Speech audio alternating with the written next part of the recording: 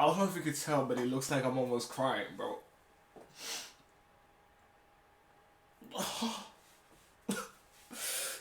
Ali Wong, man. Ali Wong's story has come to an end. And golly, it's sad as fuck, man. God damn it, welcome. It's your boy Supreme Cheer God. 282 review of Lookism. Golly, this shit was different, boy. This shit, golly, you hit me in the gut, the heart, the face, the brain, bro. I felt that chapter like so intensely, bro. I never felt, bro. Okay, so let me break it down. So it turns out Ali was just stronger than Eli. And Gunn simply had favoritism towards Eli. That's why he liked Eli so much. It was just favoritism. You know what I mean? You know, sometimes you just have favoritism. So Gunn was like, if this nigga's not afraid of me, Ali that is, this nigga's not afraid of me, how is he afraid of somebody he's stronger than? That ain't make no sense. He's stronger than Eli. Why is he afraid of him? That makes no sense. It can't be fear. Like, what's wrong with that dude? You know what I'm saying?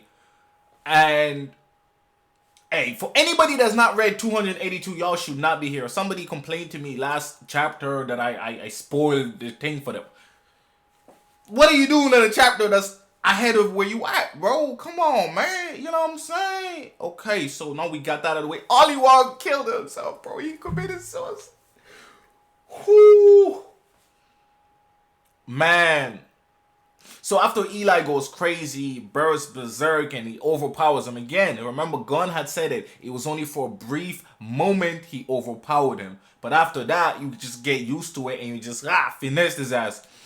Ali was like getting beat. He was like, I'm stronger than you, nigga. Like, this is your best? Like, you ain't on this level.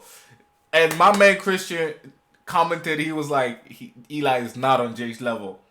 I was tripping last chapter. I was like, damn, maybe Eli is somewhere in the echelon. Like, maybe he's near there. Nah. Jake would finesse Eli so bad, bro. Hey, bro, it's not even close, bro. Warren might be stronger than Eli right now, bro. I ain't gonna lie, bro. Like, it's those levels to this shit, my boy. Like, golly. Ali just decimates this boy, man. And he's like, during that moment, he realizes, wait, I'm not afraid of you. You know what I'm saying? I'm not afraid of you.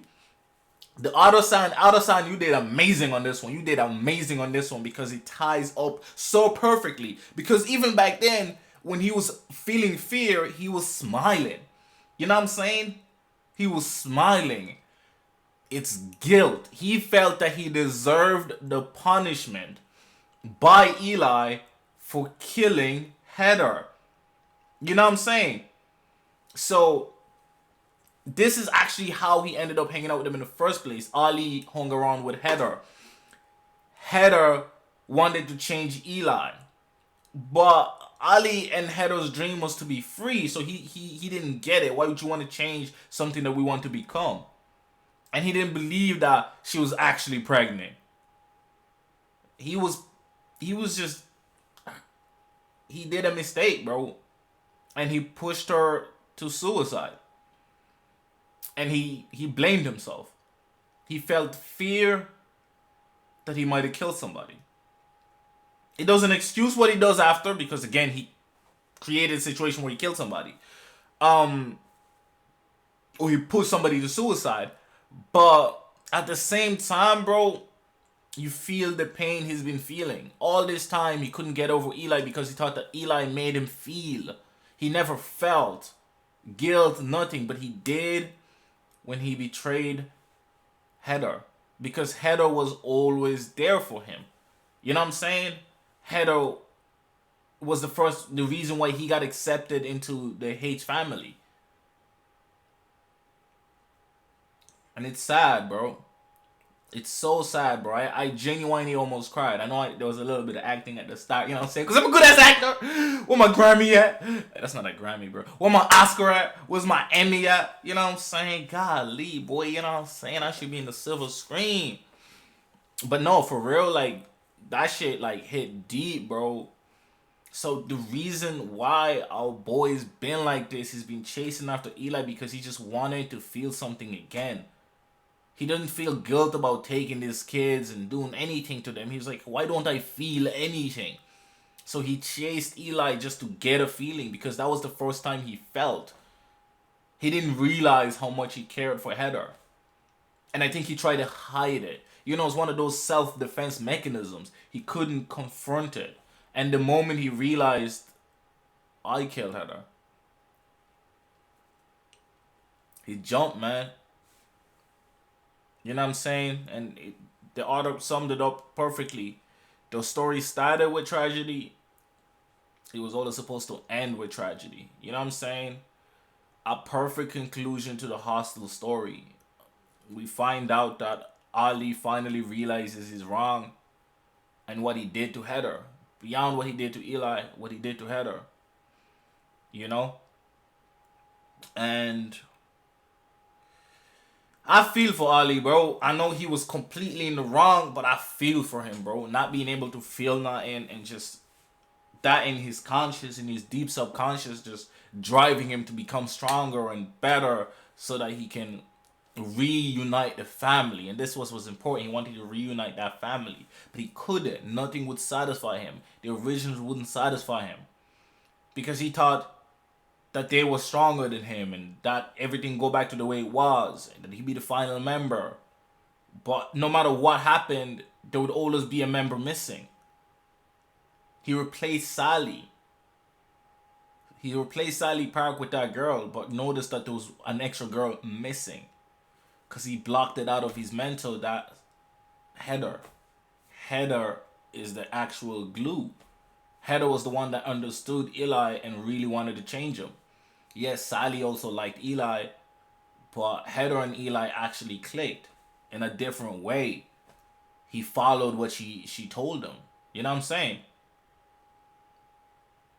Amazing. I think this might have been the best chapter I've read. This reminds me of like the first 10 chapters of Lookism when you were emotionally overwhelmed by intricate writing. We need more of this and less of whatever is in between. We need way more of these moments. That's what Lookism is supposed to be all about. Emotional. Trauma. Emotion. You know what I'm saying? I know the story has gone way beyond the concept of looks and how people are treated towards looks. Even though Ollie's kind of an example because he looked nerdy. He looked a certain way. People expected him to be a certain way, but he wasn't.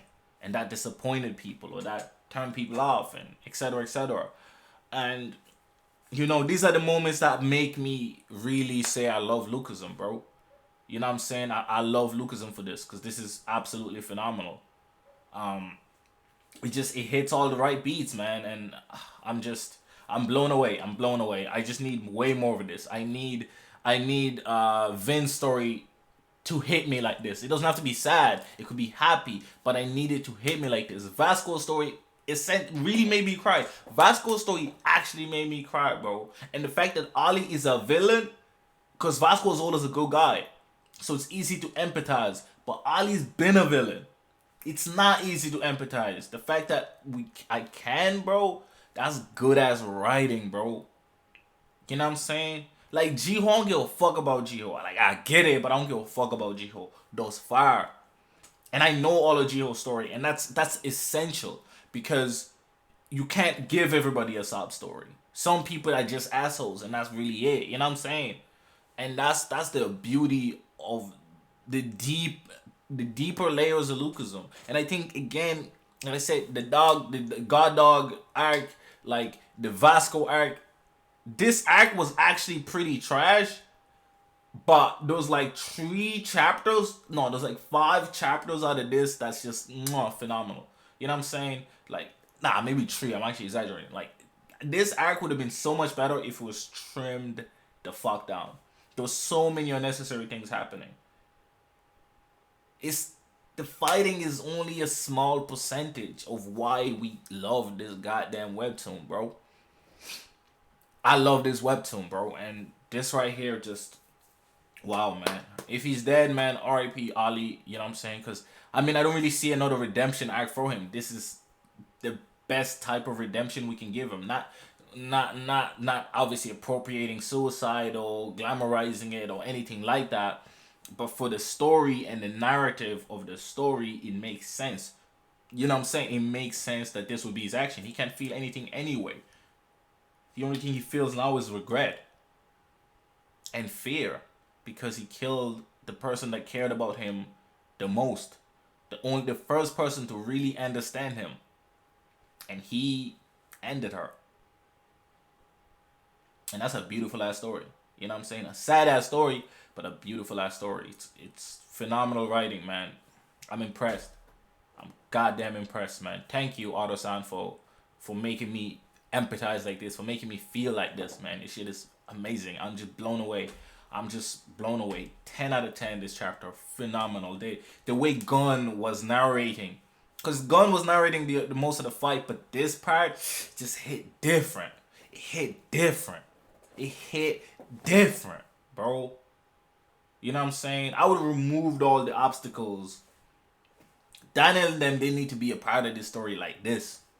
You know what I'm saying? Daniel and them, they could have done, you know what I mean? They had the Crystal story, which is it Crystal? I can't remember her name. But they had that story with the girl that, you know what I'm saying, ran away and, you know, Zack wanted to protect her. That was a great story on its own. Without a proper conclusion, which is fine. But their arc should have maybe ended around there. You know what I'm saying? I don't know. That's just, oh man, this chapter was too good, man. Too good. 5 out of 5, man. It's been your boy Supremacy God. I hope you liked the review or my thoughts on the chapter. You know what I'm saying?